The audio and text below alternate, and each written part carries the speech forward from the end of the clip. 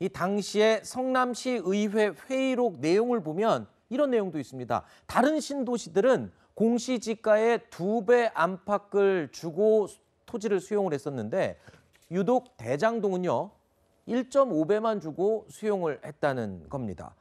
애초 대장동 개발 사업을 시작할 때부터 화천대유가 돈을 벌 수 있는 판을 짜준 게 아니냐. 그리고 다른 신도시들 다 이 토지 수용할 때 2배를 쳐주는데 그렇게 싸게 토지를 수용했다는 건 그만큼 이익도 가져갈 가능성이 높아졌다는 거잖아요. 사실 지금 이 전체 과정을 보면 굉장히 정밀하게 짜여진 것 같아요. 이 판 자체가. 지금 말씀하셨던 것처럼 이 수용은 굉장히 이제 중요한 부분입니다. 그렇죠. 그리고 이 원주민들의 재산권 보호와 관련된 부분이기 때문에 이런 거죠. 그러니까 공시지가보다는 당연히 실거래가가 비쌉니다. 그래서 이에 대해서는 공시지가보다 최소 1.8배에서 2배 정도. 저 주변의 판교 신도시나 신동 같은 경우 1.8배, 2.1배까지 그렇게 이제 보상을 하고 수용을 했는데 이 대장동 땅이라는 거, 남판교라는 거 우리 굉장히 그때 개발 가치가 높고 앞으로 굉장히 유망한 땅이라는 얘기들이 많이 있었는데 여기만 공시지가가 1.5배밖에 되지 않았다? 그럼 이 돈은 어디로 갔을까요? 이 남는 이익은 결국 이 역시 민간업자들에게 이익으로 돌아갔기 때문에 지금 아까 그 시의회 의장, 그다음에 유동규 본부장, 그다음에 민간업자 굉장히 지금 정교하게 짜여진 틀 안에서 이득을 많이 뽑아낼 수 있는 방법을 찾아냈던 게 아닌가. 아까 논설 위원님께서 성남시의 일종의 카르텔이 형성돼 있다 이 말이 지금 와닿는 정도로 이해가 됩니다. 이 부분은 이제 그 이틀 전이죠. 김은혜 의원이 그 원주민들의 목소리를 담아서 국회에서 이제 그 들려줬는데 그게 이제 다 설명이 됩니다. 그분들이 원래 500만 원에 그 땅을 샀다고 그래요. 그런데 그거를 성남시가 공공개발한다고 250만 원에 수용을 한 거 아닙니까? 그리고 성남시는 원래 1,400만 원 정도에 분양하면 되겠구나 했는데 그걸 민간이 또 들어오니까 분양가 상한제 없애갖고 2천만 원을 넘게 했잖아요. 그 막대한 이익을 누가 만들었느냐.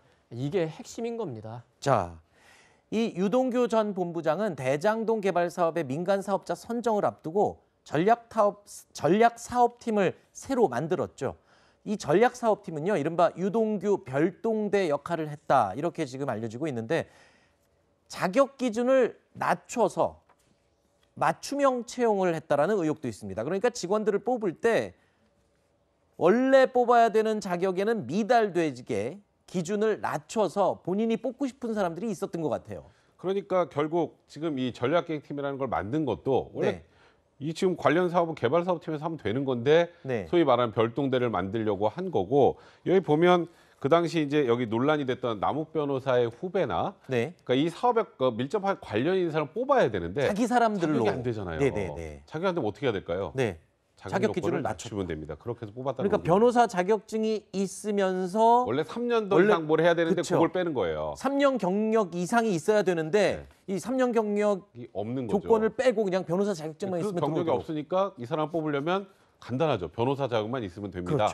라고 하면 되는 거니까 이런 모든 것들이 결국 자기 원하는 방향으로 사업을 끌고 가기 위해서 본인의 사람 그리고 또 이 소위 화천대유 관계자들을 이 내부에 꽂기 위한 그런 하나의 방편이었던 것으로 보입니다. 유동규 전 본부장은요. 여기서 멈추지 않았습니다. 대장동 개발 사업 초기부터 모든 일들을 자신의 입맛에 맞도록 움직였는데요. 공사 직원들조차도 유동규 전 본부장 마음대로 좌지우지했다면서요? 이제 경향신문의 보도인데요. 이 미래신도시를 했던 이 사업 그 관련 일을 했던 개발 사업 1팀과 함께 이제 하겠다라고 한 건데 문제는 지금 우리가 지금 이 대장동 사업에서 가장 문제가 되는 게 초기 사업 설계 과정에서 왜 민간 사업은 이득을 무한대로 만들었느냐?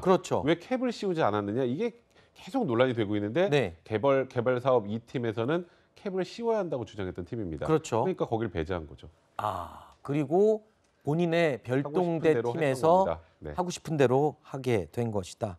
자, 대장동 개발 특혜 의혹의 중심에는 이 화천대유가 있죠. 화천대유에 대한 논란도 계속 잇따르고 있습니다. 전직 고위공직자들이 다수 포함된 초호화 고문단도 논란의 대상인데요. 여기에 현재 수감돼 있는 원유철 전 미래한국당 대표도 참여했는데 그 부인이 또 고문을 맡고 있다고요? 그러니까 이건 정말 황당했으면서 저는 이 소식을 왜냐하면 그 원유철 대표가 잘 아시는 것처럼 다른 사건 때문에 구속돼 있거든요. 구속되자마자 부인을 또 고문으로 앉혀요.